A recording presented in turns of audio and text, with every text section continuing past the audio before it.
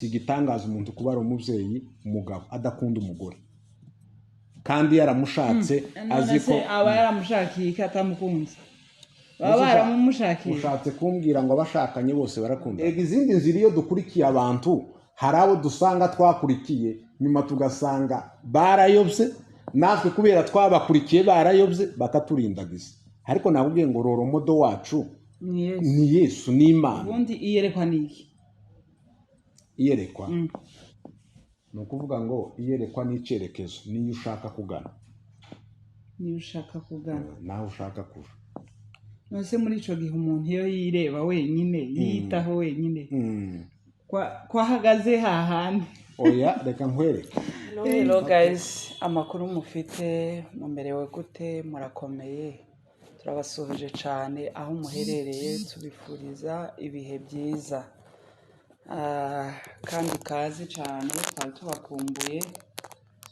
Iminsi yaribaye nka myinshi tudahura, tutabonana, tutagaruka hano, ariko twagarutse.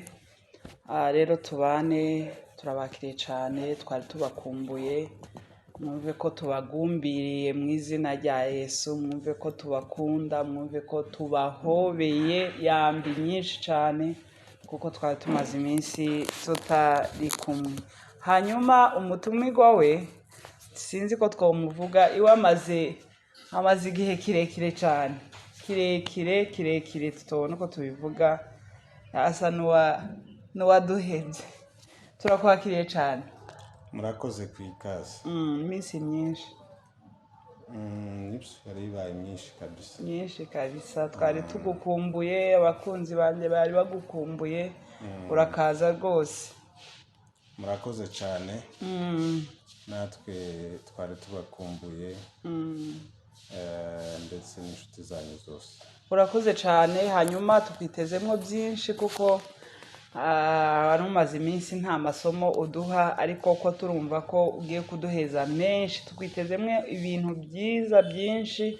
Ushobora kutubwira agaseke cyangwa icyo utuzaniye? Karibu cyane, uramutse abakunzi, hanyuma uvuge nyine ibyo utuzaniye.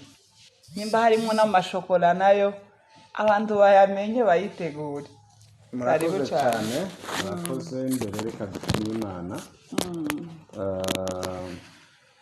Twafasheho urugendo, hari haciyeho iminsi myinshi cyane, ariko kandi nta nubwo ari mike. Rero turashima Imana ko yabanye natwe mu rugendo, kandi namwe yarabarinze ndetse n'inshuti zanyu zose za SPS Bar Official. Twizeye ko nabo Imana yabarinze ari amahoro, ni bazima. Rero dushima Imana. Hanyuma turabashuhuje duhereye kuri mwebwe twegeranye, ariko n'abandi bose inshuti zanyu zibakurikira nabo turabaramukije, kandi twongeye kwishima kugira ngo yuko tugiye gusubira kubana nabo kuganira. Naho ibindi nta bidasanzwe. Amashokora ngira abantu bayafatiye, abahageze mbere barayafashe. Sinzi turaza kureba muri stoke ko hari izikiriyo, abandi bazishaka nabo boza kuzifata. Ariko ibyo wari uvuze ngo ibyo tubazaniye nta bindi bishasha bitari ibyo dusanzwe tuvuga, ariko kandi kubera ko tutarabivuga ntabwo tuza gusubira mu makuru twavuze. Dufite andi masha. Yego. Ayo ngayo rero abantu baze bayitege, abantu bitege bishasha. Ndifuza ko wenda tuzakora ikiganiro uhereye uyu munsi gishobora kuba kirimo ibice nka 6. Ibyo rero tuzaniye ibintu byinshi cyane, muzagikurikirane byinshi kabisa. Ni enchaînement logique. Urumva utegereye icya mbere ntiwumve icya kabiri cyangwa icya gatatu, icya kane, icya gatanu, kugeza ku cya gatandatu. ntiwaba wakuyemo amasomo ahagije ariko uzabikurikirana mu by'ukuri ndabizi ko bizamugirira azakuramo hari amasomo icyo bizamufasha ubwo wenda mwe murabizi ibyo tugiye kuganiraho si twe tubivuga ariko nimwe muza kubivugaho twebwe gusa turaza kuvuga ibyo bice uko bizakurikirana ariko ndabizi ko bizafasha abantu bashaka kumva no kumenya ndetse no guhinduka ayo makuru arahari azabafasha. urakoze cyane turagushimiye kandi nyine twiteze ibintu bisha bizima kandi byiza. Hari abakunzi banjye rero bose baragukunda ariko hari bamwe nyine bazahita baza bakavuga ko bagukumbuye bakavuga ko bagukunda noneho njyewe ntibambwire ko bankunda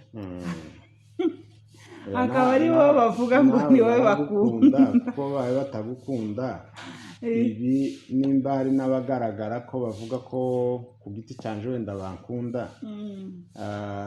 cyano binyuraho n'iyawe buriya baramutse batagukunze nta nubwo bakunda umushitsi watumiye ariko ndatekereza ko wowe ntibarinda babikubwira ko baragukunze deja kuba bagukurikirana baragukunze rero ikirenzeho nuko borenza bakavuga ati n'abatumirwa runaka uzuzana turabakunda ubisobanuye neza buriya njyewe zararangiye barankunze kandi abashimira cyane ko mwankunze mwanyeretse urukundo mukunshigikira ni ukuri Imana mu ijuru ibampera umugisha ubwo nibwo rukundo mwanyeretse hanyuma ikiruta byose ni uko nza n'abatumirwa mukabishimira mukavuga ko mubakunze Imana yo mu ijuru ibampere umugisha. Hanyuma turagarutse mwitege ibintu byiza cyane.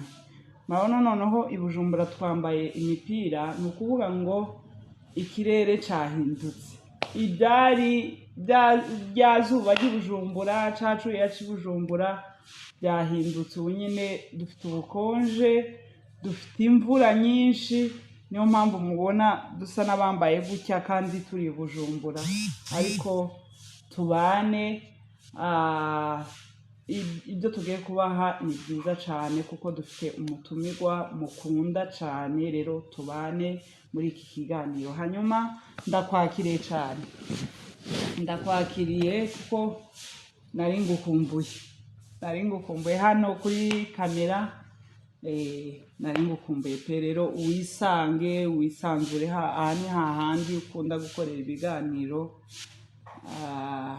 nizeye ko utuzaniye bishasha kandi byiza byubaka. Hanyuma uyu munsi ndifuza yuko tuganira nko ku bintu nka bitatu turaganira twige ngo umuntu ni iki umuntu uwo ari we, twongere twige ngo iyerekwa ry'umuntu ni irihe, ikindi twige ngo misiyo y'umuntu cyangwa se ibyo umuntu agomba gukora ni ibihe.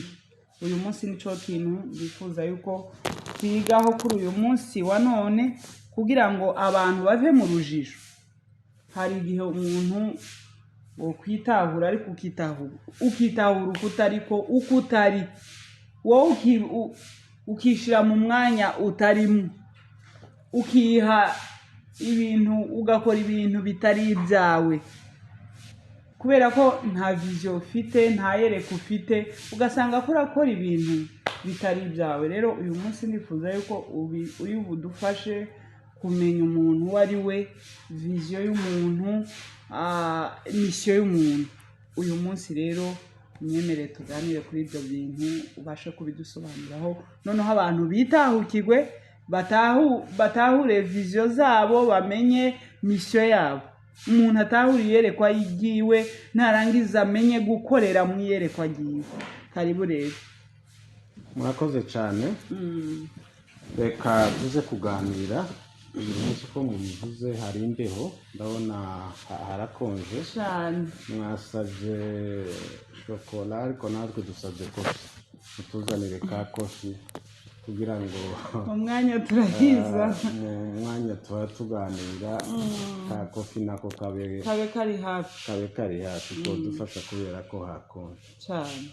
rero reka tuganire kuko mu bivuze uvuze ko tugiye kuvuga ku bintu bitatu harimo identité, vision, mission. Ibintu bitatu ni ukuvuga ngo identité d'abord ni ukumenya uwo uriwe, isuje ndinde njewe bwanje, icyo nicyo umuntu agomba guheraho ukimenya. Kigira kabiri cyo kiyavuye c'est votre vision, iyerekwa ryawe ni irihe, kuragana he. Icya gatatu rero ni mission. Mission ni ibikorwa, ni inshingano. Icyo rero turagifata kibe part 1. Icyo ni igice cya mbere.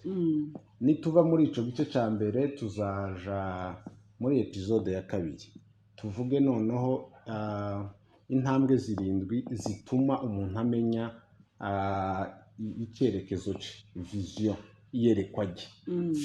Muratubabarira izi ndimi kenshi nyine ziratugora, ariko turagenda dusobanura uko tubishoboye. Ni ukuvuga ngo nyuma yo kwimenya uwo uriwe, identity, umwirondoro wawe urinde. Iyo bavuze umuntu navuge identity yiwe, nuko bavuga amazina yawe, amatarike yawe yo kuvukaho, aho wavukiye, ababyeyi bawe, igihugu cyawe, ubwenegihugu ni bene ibyo ngibyo. Noneho ibyo nibyo abantu bataramenya. Ushobora kuba twitwa ngo turiyizi, ariko mu by'ukuri twizi mu buryo buri superficiel, buto cyane bwo hejuru, ariko uburyo bwimbitse ntitwizi. Nacyo gituma dukora amakosa kuko ntitwimenye. Igihe cyose utaramenya uwo uri ushobora gukora amakosa. Noneho nari mvuze ngo ibyo no kumenya noneho vision yawe, iyerekwa, noneho no kumenya ibikorwa. D'abord witahuye wowe ubwawe. Kigira kabiri wamenye iyerekwa ryawe, noneho ryayerekwa ryawe kugira ngo uzorigereho hari ibikorwa uzukora. Icyo tukivuyeho rero, episode ya kabiri tuzavuga ku ntambwe 7 umuntu agomba gutera kugira ngo amenye neza ryayerekwa ryiwe, ijya vision yiwe afite. Icyo nikihava tuzaja muri episode ya gatatu tuvuge imbogamizi 5 zituma abantu batagera ku mayerekwa yabo. Nituhava episode ya 4 tuzavuga icyagufasha kumenya ko iyerekwa ufite riva ku Mana. Urabyumva? Icya 5 rero tuzavuga nanone ibice bine bidufasha kugera kuri ya mayerekwa. Urabyumva? Icya 6 nuko tuzavuga hejuru. Icya 6 tuzavuga, nari mvuze ko aravuga ngo ibice bine byo kugira ngo tumenye, donc ibice bine by'amayerekwa by'umuhamagaro wacu. Ibyo bihavuye rero, icya 6 tuzaza kuvugaho, ndatekereza ko turebe. Icya 6 tuzaza kuvuga ni ukuvuga ukuntu Imana mbere yo kuguha ibikoresho uzakoresha, izibanza igatanga iyerekwa. Ntabwo ari ibikoresho, kenshi twebwe dusaba ibikoresho ariko nta yerekwa dufite, kandi bya bikoresho rero tuza kubikoresha muri bya yerekwa. Ariko hari abantu bafite ibikoresho badafite iyerekwa.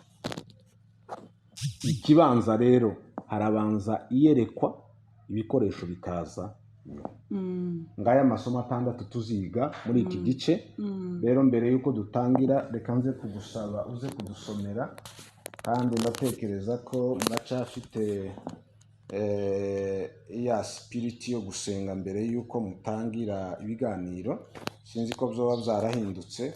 Ndi birahinduka biracyari. Ariko nimba bitarahinduka, reka nje kugusaba uze kunsomera hano noneho ubutumwa bwiza ko bwanditswe na Yohana na Matayo, ubutumwa bwiza ko bwanditswe na Matayo ibice ni 3 n'umurongo wa 17. Mfite igitabo cy'igifaransa. Wowe nicyo ufite? Nta Bibiliya yera ufite? Reka njewe nishake. Reka ndebe ubutumwa bwiza ko bwanditswe na Matayo 3:7. Matayo ibice ni 3 umurongo wa 17. Nuko humvikana ijwi rivugira mu ijuru ati, uyu ni umwana wanje nkunda cyane, niwe nishimira. Amen. Amen. Wenda muri iyi version yindi y'igifaransa haravuze ngo celui-ci est mon fils bien-aimé. Uyu niwe mwana wanje nkunda.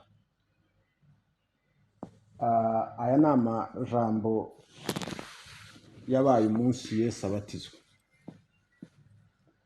Umunsi Yesu abatizwa. Umunsi Yesu abatizwa niho humvikanye iri jwi rivuga ngo nguyu mwana wanje nkunda kandi nkamwishimira. Icyo kiratwereka ko Yesu yari afite identity. Yesu ni ukuvuga iki? Twamenye amakuru aho umwuka yaraje arahamya aravuga ngo nguyu mwana wanje nkunda kandi nkamwishimira. No kuvuga ngo identite ya Yesu yari imenyekanye. Niho yamenyekaniye. Umunsi bamubatiza abantu bari bakimuzi nka mwene Mariya na Yosefu. Benshi bari bataramusobanukirwa. Bumvaga ko ari ubukomezi kuri kandi yari yavutse nyine kuri abo babyeyi. Ariko bariya ni abantu Imana gusa yari yitishije kugira ngo inyuze mu gitangaza cyayo. Ya shusho y'Imana itagaragara. Ariko noneho yaje kugaragarira mu mwana wayo Yesu. Umunsi abatizwa rero ijwi ngo riramanuka riva mu ijuru riravuga ngo nguyu mwana wanje nkunda kandi nkamwishimira. Icyo gihe kwari kugira ngo tumenye kuko Yesu ni umwana w'Imana. Imana ubwayo kiratemanya ikavuga ngo uyu c'est mon fils bien-aimé. Ese nyine ko abanyisiraheli bari bahari uwo munsi, abafarisayo n'abaki bose n'abanditsi, ko bumvishije iryo jwi kubera ko batazabizera Yesu, kuko bamenyega identite ya Yesu. Ariko n'uyu munsi ngo baracyategereje ngo Masiya azoza. Ibi ni bijya twavuze ko ikigoye abantu nuko tibimenye ubwabo. Urabyumva? Abantu ntabwo bimenye. Kandi rero abantu hari igihe batubarira muri ibi bisekuruzi bigaragara. Nyamara Yesu ntabwo yaraje, nubwo yari yavukiye iwabo, ariko ntabwo yari umuyuda. Ni nacyo gituma byabagoye kumenya. Bo bamufataga nk'umuntu wavukiye hariya i Betelehemu. Kurumva? Aho bazi ndetse ahantu wasuzuguritse kwa Mariya na Yosefu. Yosefu umubaje. Mariya umukobwa utarugeze umenyekana, nta yandi mateka yiwe. Yari umusitari nk'uko abandi bavuga. Ariko ibyo nabyo kwari ukugira ngo Yesu ntavukire mu mazu y'abakomeye abami cyangwa abatunzi cyangwa bize bakaminuza, kugira ngo noneho abandi bajya baciriritse ntibibukwe ntibagege. Yaje kugira ngo yibuke abantu bose bibuke n'abandi bakomeye ari naboroheje. Urumva ko rero Yesu yaraje kugira ngo abo w'abantu bose. Ariko rero ibo bakomeje bamurebera hahandi. Kandi buriya umunsi umwe Yesu yabajije abigishwa, arababaza ngo se hano hanze abantu baza banyitana. Urumva ikibazo cya identity ukuntu kigoye kwimenya cyangwa kumenya umuntu. Hariho d'abord we wo kwimenya ariko no kumenya uwundi. Yesu arababaza ati se hano hanze abantu banyitana. Abantu batangira gusubiza. Bamwe ngo bakwita Eliya, abandi ngo bakwita Mose, abandi bakwita intumwa n'abahanuzi. yumva ntibamuzi, yumva hanze ntibamuzi, yumva hanze ntabwo bamuzi. Na Yohana wari waraje integuza, kurumva amaze gufungwa ari hariya mu ibohero, yatumye abigishwa biwe ngo nimugende mumumbarize ko ari we Mesiya dutegereje. Kurabyumva? Yesu ntiyamubwira ngo nesha, ariko aramubabwira ngo mugende mumubwire ngo impumyi ziramuka, ko zirahomuka, ibipfamatwi ko birumva, ibimuga ko biragenda. Urabyumva? Buriya misiyo y'umuntu, iyo umuntu yimenya akamenya iyerekwa agiye, ibikorwa akora biza bihamya uwo ari we n'iyerekwa, atarinza nabivuga, atarinza avuga ngo nduyu, ibikorwa byiwe gusa twareba ibikorwa byiwe tugahita tumumenya uwo ari we, mugahita mumenya. Hanyuma rero Yesu ntiyarashatse no kugira ngo agende yivuga publicité, ni ukuvuga gusa ngo ibitangaza biriya byakorwa byagomba kumwerekana no kugira ngo abantu bamenye. Hanyuma rero arabaza ati se none mwebwe munyita nde? Petero avuga ngo uri Kristo umwana w'Imana. Yesu aramusubiza ngo urahirwa mwene Yona. Yamavuga ngo ntabwo ari inyama n'amaraso bikuvugishije biguhishuriye uwo ndiwe, ahubwo ni umwuka wera. Erega igituma abantu batanimenya ni ukubura mwuka wera ugomba kuduhishurira. Pawulo yari kuvuga ngo nshobozwa byose na Kristo ujumpa imbaraga. Ibintu byinshi tubijanye muri logique zacu ngo dutekerezaho ubwenge bwacu buri, ngo dushiremo tuvuge ibintu biri amasekuruza n'ibindi, bimwe biratugora kubyumva. Naco gituma Yesu yavuga ngo mushake ibyahishwa abanyabwenge bigahishurirwa abaswa. Urumva? Yaracatse kuvuga ko hari abantu hano ku isi bize bafite ubwenge. Urabyumva? Kandi abo nibo ba lisanse kuba bomenye uwo ndiwe jewe, ariko ntibabizi. Ariko mwe ni mubishaka, mwe ni mubishaka, mwebwe abaciriritse mukagira ubushake bwo kumenya uwo ndiwe, nzobiyereka kandi mumenye. Urumva rero hagati yo kugira ngo abantu bimenye harimo ingorane zikomeye. Abantu ntibiyizi, umuntu ntiyiyizi, urinde daboro kiswije njewe ndinde.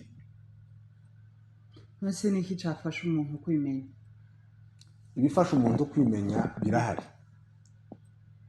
Apare yuko umuntu yomenya ngo naya mazina yanjye nturuka muri uyu muryango, igihugu canje ni iki, nationality yanje ni iyi. Hariho ukundi kwimenya kutari uko nguko. Ukundi umuntu agomba kwimenya ni gute? Kwimenya ibi nari mvuze turahera ku mateka, sibyo? Tuvuge ngo abantu uko bavuka, umuntu kuba azi ngo umubyeyi wanje n'uyu, papa mama n'uyu nguyu, nduyu tuye muri iki gihugu mbahangaha. Ibyo ni ibintu bisanzwe, umuntu wese ufite ubwenge ibyo ari sanse kubimenya.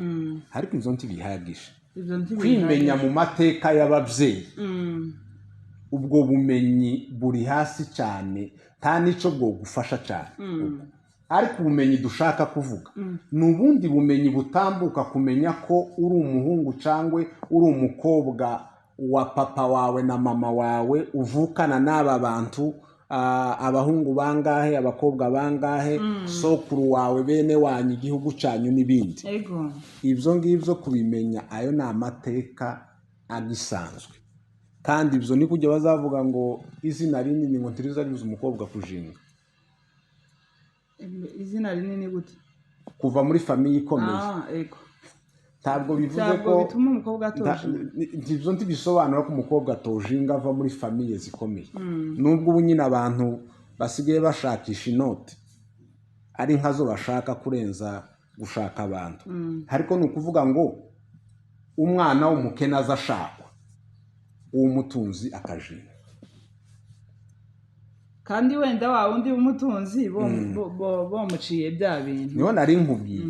Ibyo rero kwimenya muri ayo mateka tibiratuma wewe wisobanukirwa uri wewe daboro. Ugomba kwimenya mu buryo bw'Imana, kumenya ngo ese naremewe iki, ese nduwande, mu buryo bwa kiroho, ngengwa nande muri kiroho.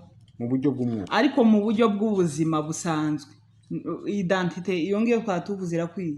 Iyo identite irakwiye, ariko nubwo iyo ngiyo navuze ngo ayo ako ni akabreve historique umuntu bomuha genealogique kavuga ngo mvuka kuyu n'uyu, ariko tutaranaja naho aho ngaho. D'abord wewe mu bundi buryo nimba tuvuze ngo uza ababyeyi bawe urabazi yego, ariko urizi. Hari umugabo witwa René Descartes, ni umufilozofe wakundaga kuvuga ku kintu cyo kwimenya.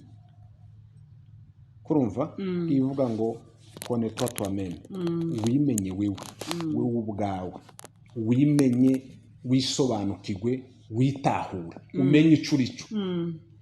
Ni ukuvuga ngo ibidufasha kugira ngo twimenye d'abord nuko tumenya ko tituraba ababyeyi gusa, ntabwo identite yacu cyangwa kubaho kwacu kugarukira kuri aba babyeyi Imana yaduhaye, kuko n'abari ababyeyi bava ku Mana. Kugira ngo witahure neza nuko umenya d'abord origine yawe uturukahe, waremwe nande, ese ya Mana yakuremye iki gushakaho niki, agaciro kawe urakazi. Tubanze tureke tutaraje iriya muri vision na mission. Wewe ubwawe uriyizi, wihesha agaciro, wifitiye icyizere, uriyemera, warize cyangwa nushaka ubutarize, ariko agaciro kawe, kuko buriya iyo wimenye ukitahura ubwawe wiha agaciro, uriyubaha. Kandi iyo wiyubasha n'abandi barakubaha kubera ko wiyubashe. Bakubaha kubera ko wiyubashe. Umuntu utiyubaha ntabwo abandi bamwubaha. Kandi hajya ni ukuvuga ngo wewe wiyubahe, kandi kwa kwiyubaha kwawe kukuzane kugira ngo wubahe n'abandi bantu. Wiyubahe bakubahe, ariko nawe wubahe abandi bantu. Ni ukuvuga ngo ubwo uri kuragenda uhaye witahura, ukamenya ngo ubuzima bwanje kubaho ntabwo bigarukira muri aya mateka yo kumva ko mfite ababyeyi baranzi ndi mwene runaka, komoka aha, ndi ubwoko ubu ngubu, ndi umunyafurika n'ikindi cyose. Ngo nurangiza bigarukira hirya y'ibyo, ugomba kuba wowe ubwawe wiyizi, ukavuga ngo njewe. Kandi ukamenya ko umuntu ntabwo ari fotokopi y'undi, uri wewe wenyine. Tukanashake kwigana, yego hari ibintu byiza two kwigana, ibyo bibaho, ariko si ngombwa ko duhinduka de fotokopi z'abandi bantu. Wewe witahure, wigirira icyizere, kuko bariya tureberaho igihe kimwe, ce sont des faux modèles. Nase nko mu gihe ubonye umuntu akora ibikorwa byiza, nawe ugakenera ngo ukore bya bindi akora, kandi nyine ukeneye gukora kwigana ibintu byiza akora, ntiwiganye ibibi. Buriya uba wigize fotokopi. Icyo nshatse kuvuga, abantu ni abantu baragenda bakagira de limite, kandi ngo uwiringiye umwana w'umuntu avumwe, c'est la Bible. Umuntu azagenda yokora, ariko umunsi umwe hari igihe azakora amakosa. Kurabyumva? Nicyo gituma role model wacu, uwo tureberaho, uwo tugomba kwigana, Pawulo yari kuvuga ngo mutere ikirenge mu cyanje, ko naje ko ndagitera mu cya Kristo. Dufite uwo tugomba kwigana, arahari. Nase Pawulo ubundi none ko yavuze ngo abantu bagera ikirenge mu ciwe, iwe si umuntu.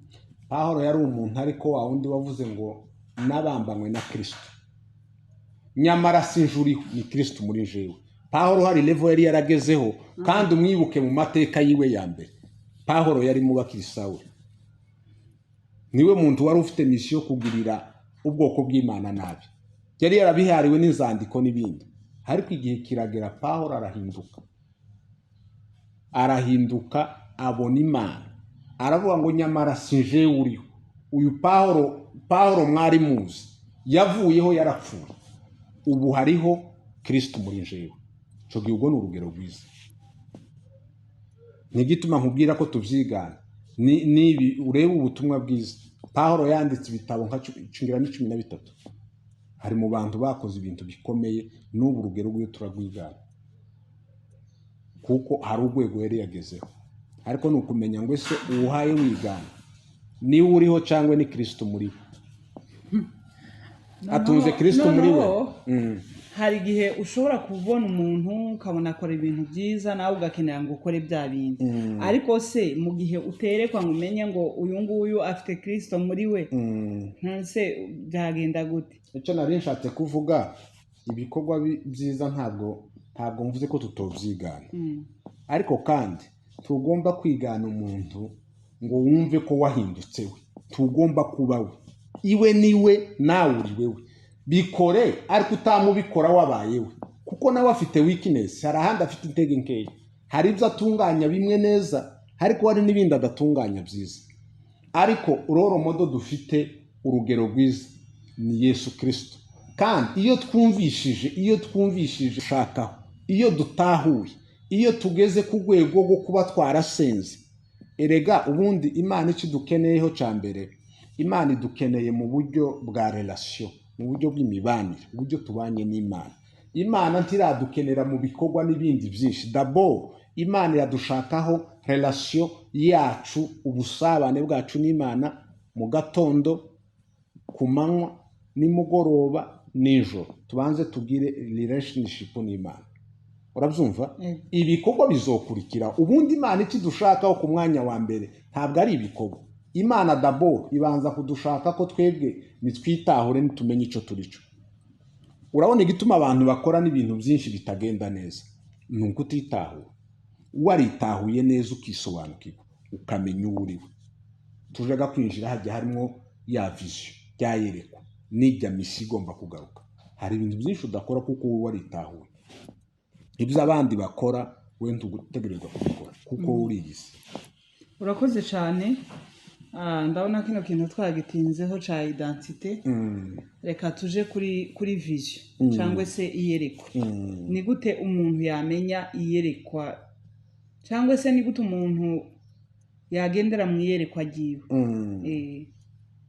Ni ukuvuga ko twahereye kuri icyo turavuga ngo ikintu cya mbere, iyo umuntu yitahuye ukimenya uwo uriwe, birakorohera no kumenya iyerekwa.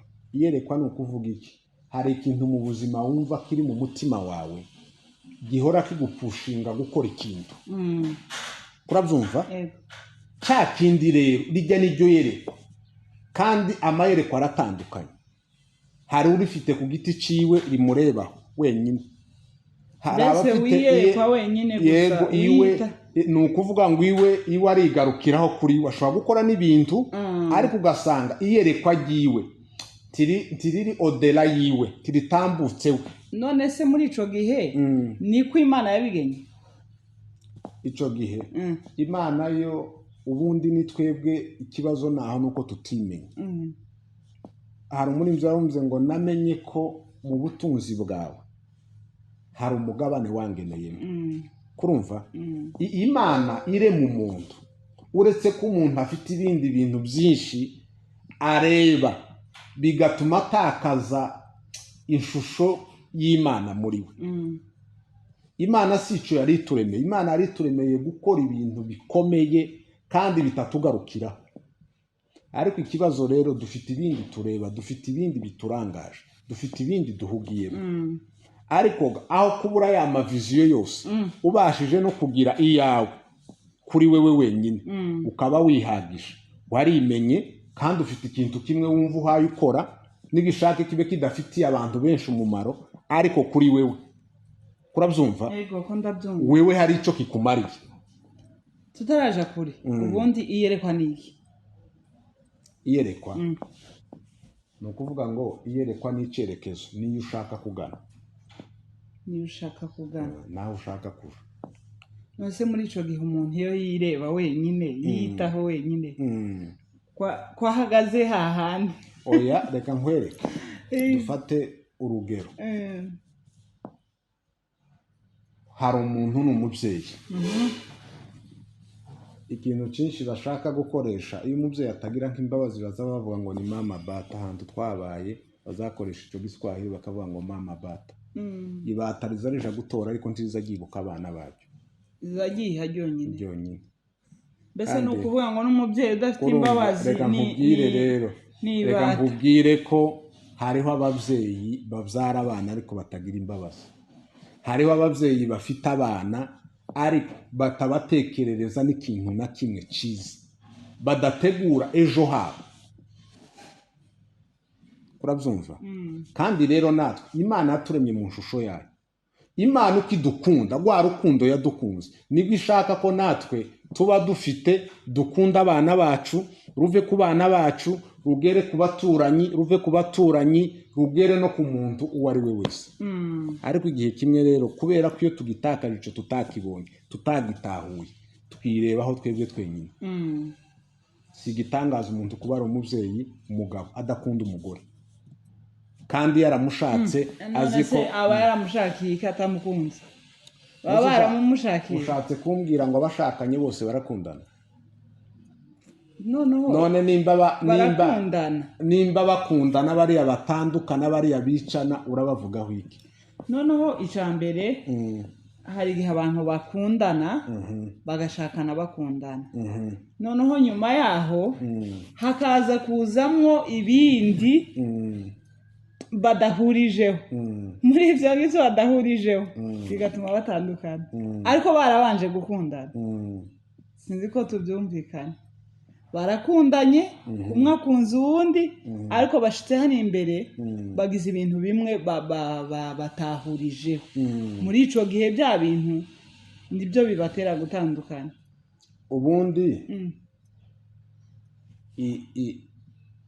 ibyo abantu bashobora kuba badahurizaho, nta nubwo byakagombye kuba, kandi turi na sanse kubihurizaho byose, kuko d'abord habe n'abavukana, le vrai jumeau, ba bandi baba basangiye na placentimo, abo bita le vrai jumeau. Tugire ngo nabo iyo bamaze kuvuka, les influences educationnelle n'ibiki societe y'environnement babamo, ntabwo batekereza cyo kimwe, ntabwo babona cyo kimwe, ntabwo bareba cyo kimwe. Ariko se wumva ko kiriya ntikigomba kuba ari ikintu gituma abantu batabana neza, ahubwo nuko ubimenya, ukamenya ngo mugenzi wanje afite uburenganzira bwo kumva ibintu uko ntabyumva, kandi sindi sanse kumufosinga ngo yumve uko jewe numva. Urabyumva? Icyo gihe noneho ukabana nawe, kandi ibyo bita ngo ni unité muri diversité, ni ubumwe ariko mu bintu byinshi tudahurizaho, tutabona cyo kimwe. Urabyumva? Abantu benshi nubwo wari ubivuze tutaraje kure, hari abatarakunze abantu babakundiye izindi mpamvu, inyungu zindi. Umuntu ntakunde, tuvuge umuhungu ntakunde umukobwa, ariko akamukundira ibyo afite. Umukobwa afite akazi, cyangwa umukobwa ntakunde umuhungu akamukundira ibintu afite cyane. Noneho bagera iriya, kubera ko nta rukundo rwahabaye, bagapfa ibintu, cyangwa se hakazaho kutumvikana bikurikiranye n'uko nta rukundo rwahabaye. Urumva icyo nari nshatse kukubwira, ni ukuvuga ko umuntu ashobora baravuga ngo umuntu ntawukunda adatanga, ariko umuntu ashobora gutanga adafite urukundo. Kurumva ibintu byinshi tubona mu buzima bwacu, tubwire ngo umuntu wese nakubwira ngo aragukunda, ko ugomba guhita wumva iryo jambo ukanaryizera ko ari ryo ahashaka kukubwira. Ni bangahe, ni abahungu bangana iki bagenda badeseva abakobwa kandi bababwiye ko babakunda, kandi nyine udepara akakimwereka akamubwira ngo ndagukunda, ariko atari cyo afite ku mutima, atari nacyo amushaka. Bishatse kuvuga ko abantu iyo batatahuye, iyo batitahuye, kurumva bamenye na cya cyerekezo, icyo gituma ibintu byose bagenda babikoramo amakosa. Umuntu iyo yitahuye akimenya, uramenya ngo iki abandi baba bakora sinobi. Erega habe nibubona n'ibyaha biriho bigoye abantu nuko babikora batabanje gutekereza neza, umenye ingaruka. Uri umubyeyi ukamenya ko nukora icyaha kizo impactinga urubyaro rwawe rwose ubuzima bwabo bwose tiwogikora n'itobukije. Urabyumva rero viziyo rero ni icyerekezo niyo tugana, kandi icyo cyerekezo rero hari abafite iyerekwa rinini rizamuka rigera aho Imana ishaka, ariko hari n'abandi bataza batambutsa inyuma y'umuryango. none se nyine n'ubundi uzi usanga abantu bamwe barakomeye kubera amayerekwa yabo, usanga abandi baracari hasi kubera ko nyine bihugiye. None nibyo nari nkubwiye, umuntu urebye nimbi bataryogenda rifite abana rigatora rikigaburira rigahaga rititaye kuca abana baba, ubwo se noneho kurumva ibyo byaba bimeze gute? Ni kwa kwihugiraho. Iyo ni viziyo rikeneye kurya, rirabizi ko rigomba kwigaburira rikisatisfera, ariko ibindi ku ruhande tutoto son environnement ibi bikikije abana n'ibindi n'ibindi. Ariko ubundi umenye ko wewe uriho kugira ngo ugirire ikiremwa cyose neza, ikintu cyose cyaremwe ukigirire neza, ureke kugihungabanya. Hari andi masomo tuziga ukuntu ku Mana dufite byose biduhagije, ariko impamvu ituma tutabibamwo ngo tubivive nuko tuza tumara regare zacu zigataninga ku bindi bintu bitari ngombwa. Rero viziyo ni iyerekwa, ni icyerekezo, ni direction ubufashe kugira ngo izagushitse hari wewe ndakuja. Ariko rero hari abafite rya yerekwa ridatambutse iwe, kuko nibyo yahawe. Timo mutege mu bindi bikomeye, ariko urumva ko yararihawe, afite iryo giwe niryo yahawe, iryo giwe nyine niryo. None se tubyite afite iyerekwa rimugarukiraho, kurumva nukudatekereza cyane kwiwe cyangwa niko yahawe. Ibintu byose nakubwiye madame, ndakubwira ngo ibintu byose ikibazo nuko tutimenye ngo twitahure. Iyo umenye uriwe uzi umenye iyo ugana, kurumva, kandi kugira ngo iri uhaye ugana nawe uhagere hari icyo usabwa gukora.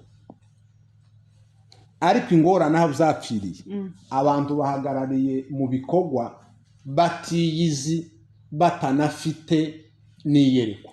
Mbese abantu bakora ibikorwa bitari ibyabo, bitari amayerekwa yabo, noneho bagahagarara mu bikorwa bitari ibyabo kubera ko abantu ntibimenye, ntibamenye iyerekwa ryabo, bari muri misiyo gusa. Ni ukuvuga iki kuri icyo ngicyo? Tubize ngo tutugenda turaza kubivugaho, kwereke n'ukuntu identite niyo ikomeye ku mwanya wa mbere ni ukwitahura. Iyo witahuye ukimenya ukisobanukirwa, kurumva birakorohera. Iyo umaze kumenya uwo uri wowe ukavuga ngo kiswishe, kurumva ibyo biguhesha kumenya nature yawe, natire yawe, umuhamagaro wawe, kuko wimenya uwo uri we. Ikiyo kihavuye ibyo bituma noneho umenya iyo uri kuragana hehe, kurumva viziyo ko ndaje hehe, je suis entré dans les hauts, iyo mpaye ngana ni hehe. kandi icyo gihe kibidufashamo nuko ijya avenir yacu, ni ukuvuga ngo tuba dushoyanye n'Imana. Ega izindi nzira iyo dukurikiye abantu, hari abo dusanga twakurikiye nyuma tugasanga barayobye, natwe kubera twabakurikiye barayobye bakaturindagiza. Ariko nakubwiye ngo roromodo wacu ni Yesu, ni Imana. Ubundi twari dukwiriye kureba ku bantu. Imana ntabwo ikeneye amaboko yacu, ntacyo ayifasha, ariko iyo yakeneyeyo izi yakoresha agakora ibikomeye. Ni ukuvuga ngo twebwe musome des instruments, abantu turi ibikoresho Imana izikoresha, ariko la source, la direction, la finalité iyo tugana niyo tuzogera ni Yesu Kristo. Ni ishusho y'Imana igitagaragara ariko wagaragariye muri Yesu. Ni ukuvuga ngo icyo gihe cyose turebye abantu, iyo turebye ibidukikije environnement, wibuke ko Yesu wa munsi agenda hejuru y'amazi, Petero yamubwiye ngo nimba ari wewe tegeka nanje ngenda. Imana yamubwira ngo ngwino. atera intambwe. Ariko Petero atakaza kureba icyerekezo ciwe, viziyo ya Petero tiyareba Yesu, areba amazi, ngo arebe amazi tiye ndi hejuru y'amazi, amazi umuntu azayagendaho azayagararaho. Areba ko hari iriya vage, uriya mihengeri n'umuyaga n'ibindi, ngo abirebe bituma basiga imerje atangira kurengera. Igituma tutagera iyo tuja rero, d'abord ntitwitahuye.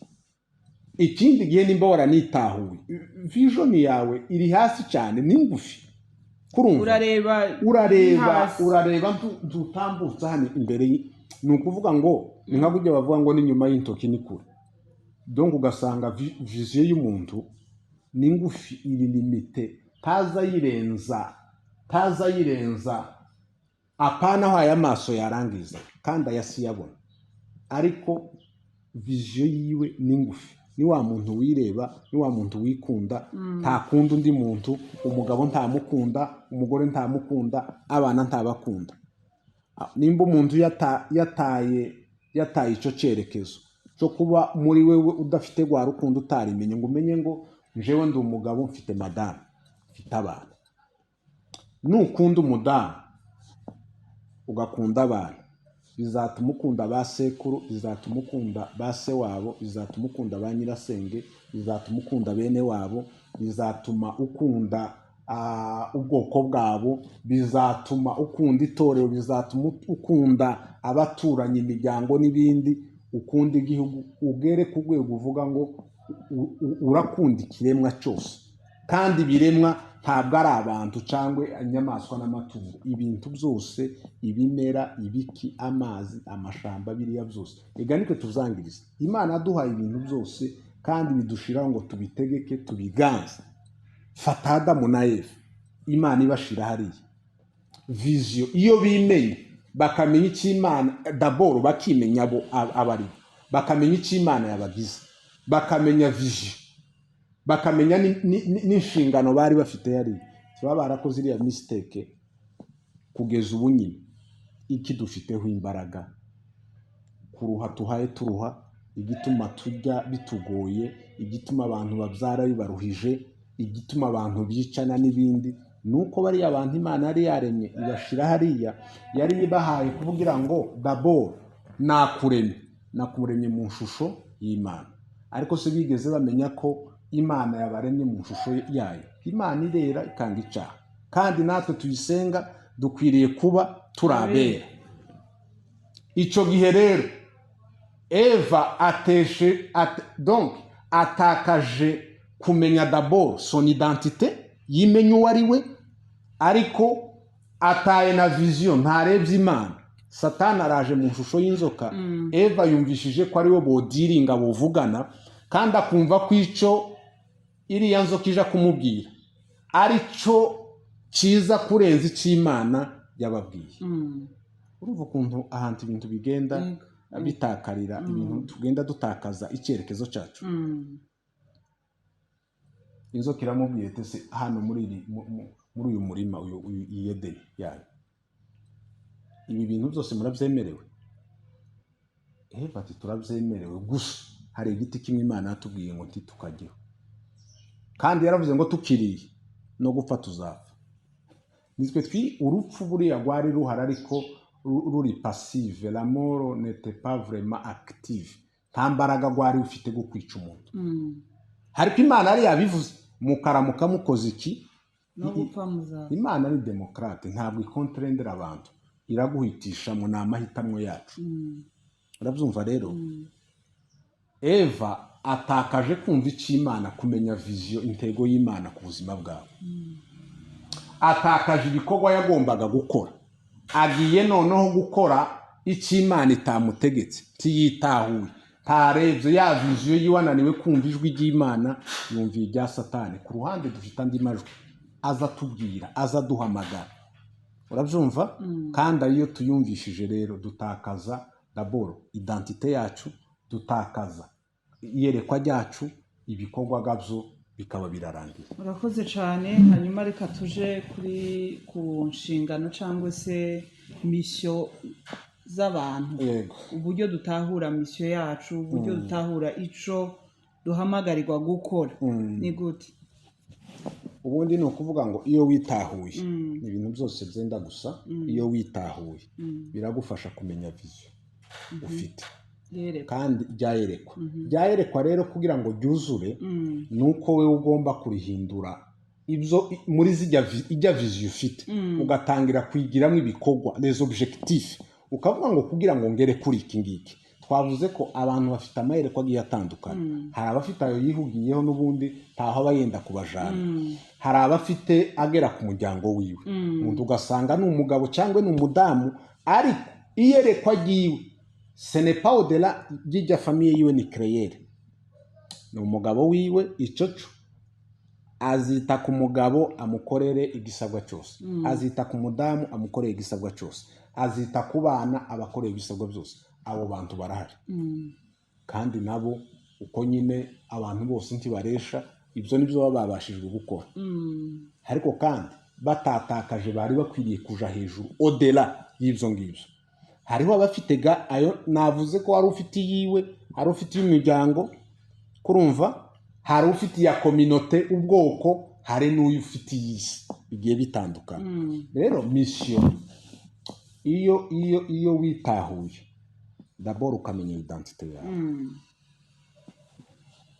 ukamenya vision, mission, inshingano, ibikorwa birakorohera gukora. No kuvuga iki?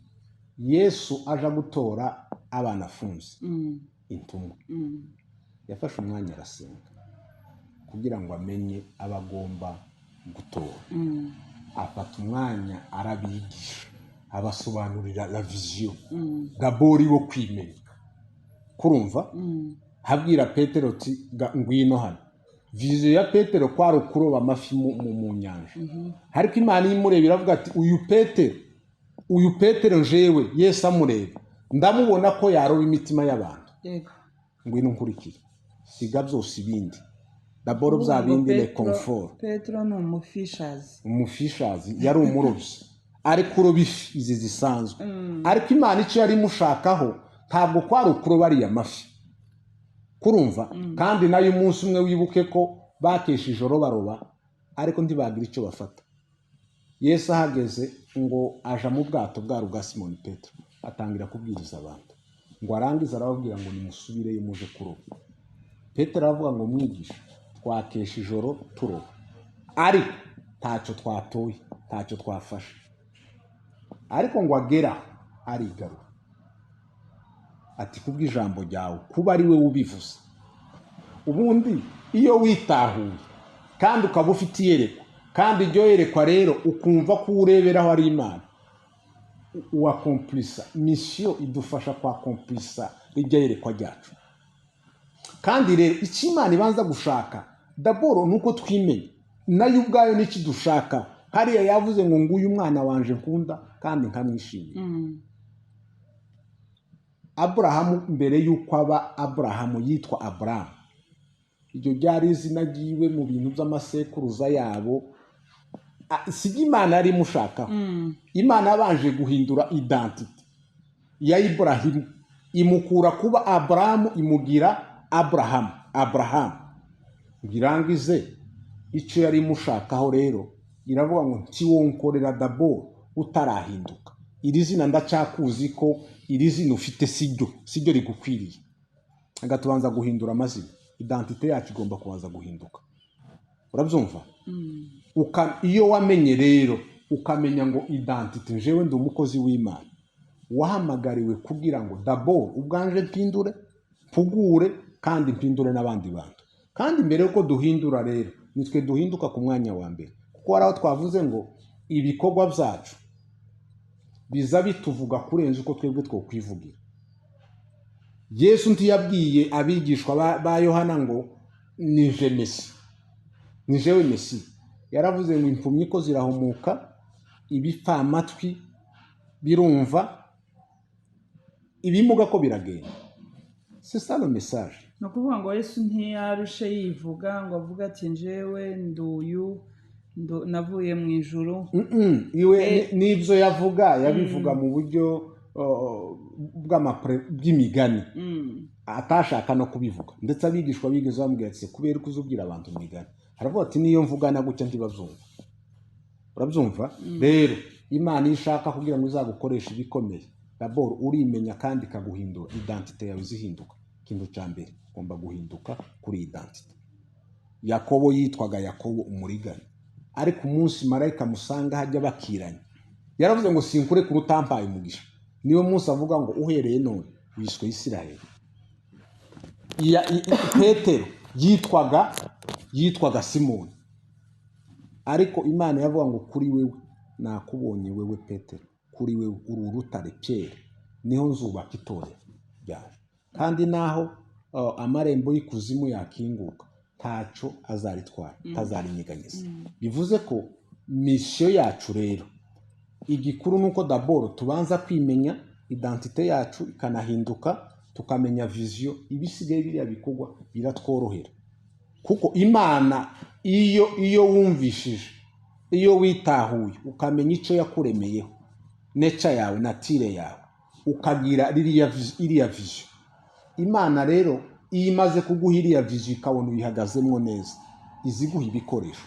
Bya bikoresho rero nibyo biza bidufasha kugira ngo tubashe gukora za nshingano zacu neza. Yesu amaze kurangiza biriya arababwira muri Matayo hariya, arababwira je pense 29:11 nimba ntibesha, aravuga ngo nuko rero nimugende, c'est ça la mission. Nuko rero nimugende muhindura abantu bose kuba abigishwa banje. Ariko umunsi wa mbere ntabwo ari cyo Yesu yari kubabwira. Yabigishaga d'abord ubwami bw'Imana, yagombaga kubigisha akabategura, akabageza ku rwego avuga ngo aba bantu baritahuye, bamenya bari bo, kandi vision barayifite. Igisigaye rero kabatume mu bikorwa, ari inshingano mbahaye. Allez faites toutes les nations mes disciples. Abazemera bakihana bakizera muzobabatiza mu izina rya Data n'iry'Umwana n'iry'Umwuka Wera. Abo nabo bazakomeza la mission. J'ai encore d'autres brebis qui ne sont pas de cette bergerie. Ndacyafite n'izindi ntama zitari izo muri uru rugo rwanjye. Rero igituma ibikorwa bitugora, twebwe twahagarariye ku bikorwa ku nshingano, ariko tubihagararamo d'abord identite yacu ntitwiyizi, tituranahinduka, nta vision. Ibikorwa biza bigorana iyo utazi identity yawe uriwe, iyo utahindutse. Kugira ngo uhinduke d'abord ugomba guhinduka mbere ni wewe. Hinduka kugira ngo uhindure, kugira ngo uhuguwe. Ibyo rero ibituma ibintu bigoye abantu bibagoye, kuko aho byapfiriye ni hariya kuva muri identity yabo. Ntabwo bamenye icyo bari cyo mu Mana, ariko no mu buzima busanzwe. Icyo gituma wewe wumva iyo wimenye witawe, abandi nimba basambana we ntusambana kuko urizi. Uzi ko quelque part bivuga ngo mumenye kuko imibiri yanyu ari insengero z'Umwuka Wera uba muri bo.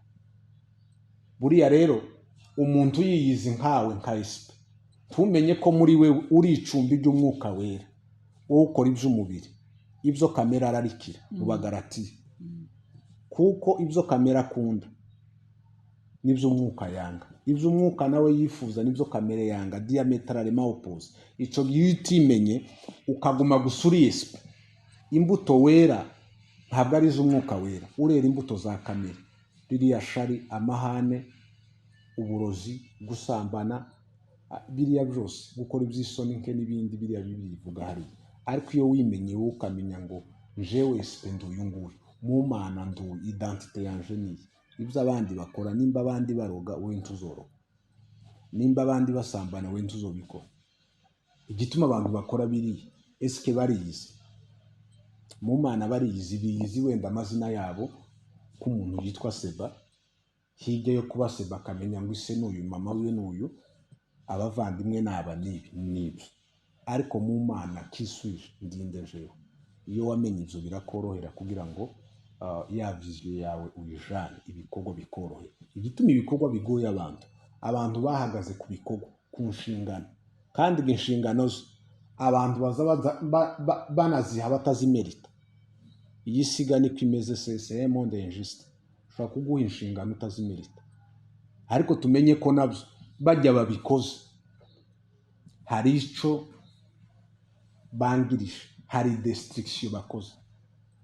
Nimba hari abantu bize, abaganga bize bakaminuza, ariko waje guha umuntu akazi ukakamuha kubera ko ari mwene wanyu, kubera ko mufitanye amasano, ingaruka zizohaba wa muntu azica abantu mu bitaro, nta musaruro uzagaragara.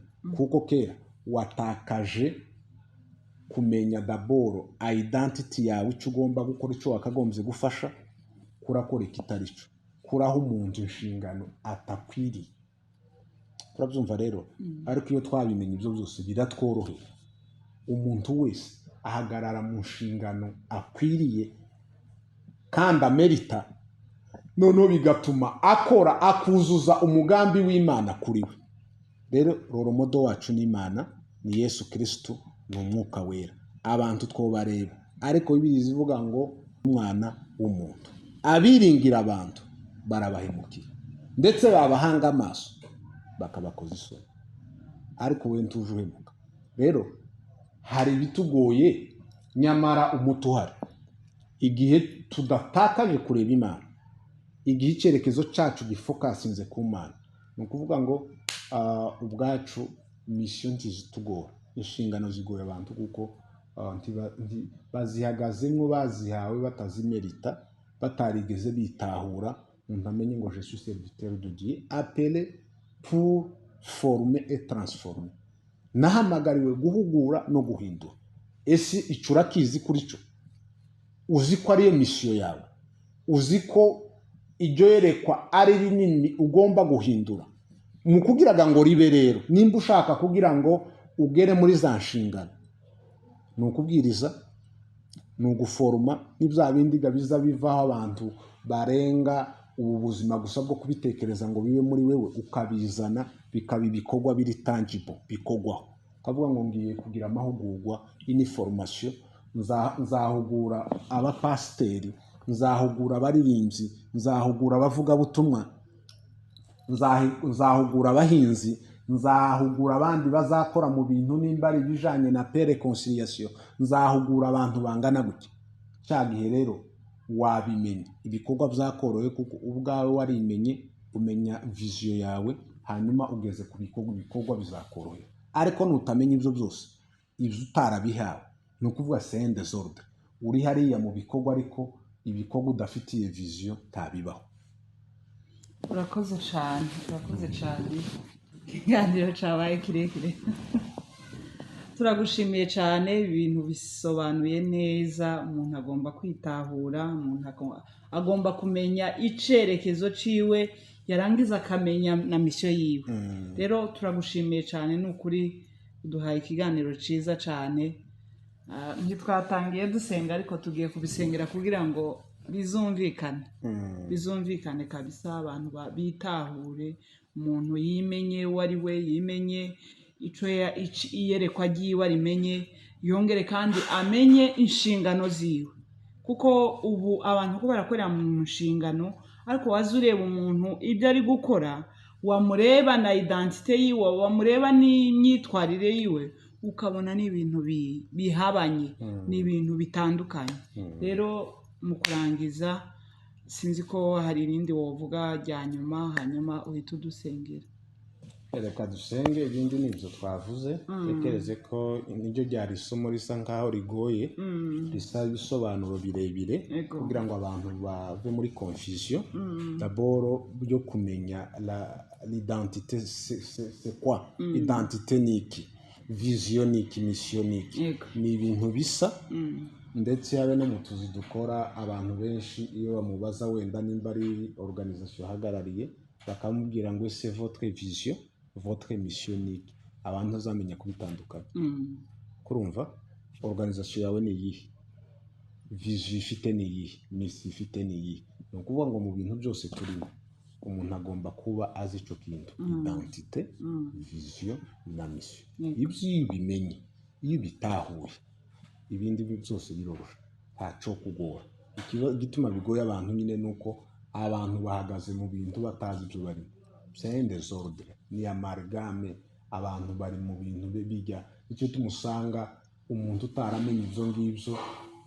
Ni nka kujya kw'abakinnyi bakabumbu baba bari gutera umupira ariko batawurekadira, batawuajista ngo amenye ngo ngiye gupasa runaka ahagaze kuri iriya nimero. Ukaza usanga umuntu ni umunyezamu, yabaye defenseur cyangwa yabaye nimba ari bitere babandi bazaje gutsindiriye. Burya umuntu aba yavangiye. Umuntu wese agomba kuba ari kuri nimero yiwe, ukamenya ngo mpagaza. Umukinnyi mwiza nuza ucunga inimero yiwe ntayite. Undi uri hariya nawe akamenya ngo uyu mupira ni mutera runaka hariya arakora akazi kiwe asanzwe akora. Ariko kubera ko abantu batabizi nyine baratera, ni nko usanga bajya bavetera nyine bataramenya gukina, bapfa gusa gutera umupira mu ma sanse difera difere bene ibyo. Ariko iyo twabimenye bituma twajista amatire yacu kandi agatanga umusaruro. Nibyo Pawulo yari kuvuga ngo ntabwo dutera dufasha, turatagatinga. Iyo duteye ni ukuvuga ngo turamarika. Rero reka dusenge Imana. Imana niyo, niko twavuze ngo niyo roromodo wacu. Iyo dusenze, iyo dusomye ijambo ry'Imana, iyo twemeye Mwuka Wera akatuyobora, ibyo bintu byose biratworohera kwitahura, kumenya umwirondoro wacu ariyo identite, tukamenya iyerekwa ryacu kandi rikaguka rigakura, hanyuma misiyo yo izatworohera. Mana, tugushimiye kuko wabanye natwe muri iki kiganiro. Dusabiye abaza kugikurikira bose, ubahe kumva, ubatahuze binyuze muri Mwuka Wera. Twebwe ubwacu ntabwo twabishobora, ariko ndabizi kubw'imbaraga zawe, kubwa onction yawe, kubwa inspiration yawe, uje gufasha abantu bose bazumva iki kiganiro, kugira ngo ubwabo babanze bisobanukirwe, bamenye abari bo ku buzima bwabo, ku buzima bw'abandi, ndetse no mu buzima bw'ubumana. Ikindi nanone Mana, ari wewe ubaha iyerekwa rikomeye ryagutse, ndetse n'ibikoresho byo kugira ngo bazuzuze icyo wabaremeye n'icyo bashaka. Urakoze Data, icyubahiro gikomeze kibi cyawe none n'iteka ryose. Amen. Murakoze cyane.